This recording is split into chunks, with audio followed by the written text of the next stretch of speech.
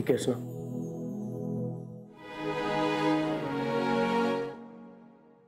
जय, तुला राग नाही ना आला? आलाय ना. नाक बघ माझं लाल झालं.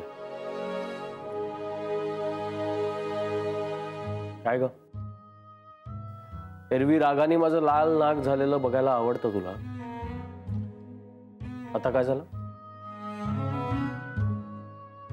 तुझं नाक लाल नाही झालंय. म्हणजे मला रागही आलेला नाहीये हे लक्षात आलंय तुझ्या. आता मला सांग, सगळं ठीक आहे ना?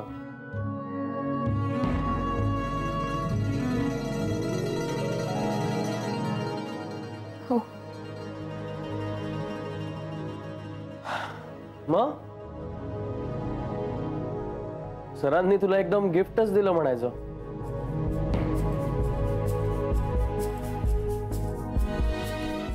सरांनी जेव्हा मला सांगितलं ना मीटिंग घरी आहे म्हणून,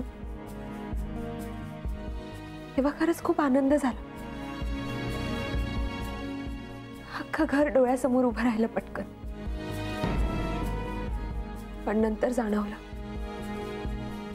आपल्याला तिथे नाही जायचंय.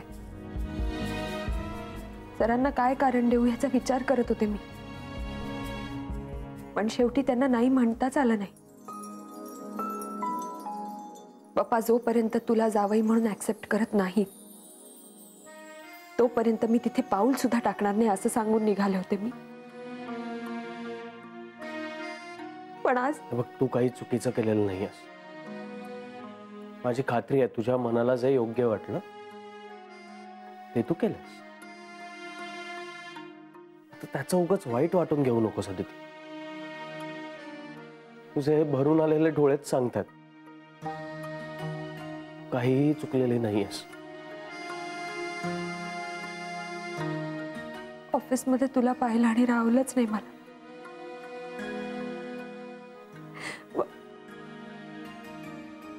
नाही पण मी फक्त मीटिंगसाठी गेले होते तिथे, फक्त कामासाठी. तेवढंच केलं. आणि हो, मला माहितीये तू तिथे फक्त कामासाठीच गेली होतीस. जय, एवढं सगळं झालं, आपलं आयुष्य बदललं, पण तिथे अजून सगळं तसंच आहे, जसं मी सोडून गेले होते तसंच.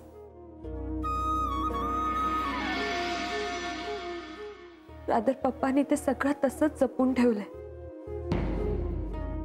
त्या सगळ्यात ते मला शोधत असतील ना. आज पप्पांकडे बघून कळत होतं त्यांना मला खूप काही सांगायचंय. ते काहीही बोलत नव्हते, पण तरी सुद्धा मला कळत होतं. असं वाटलं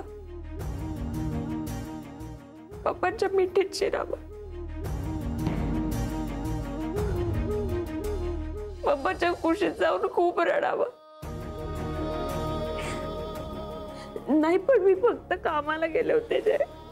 मी काय बोलले नाही, मी फक्त कामाला गेले होते.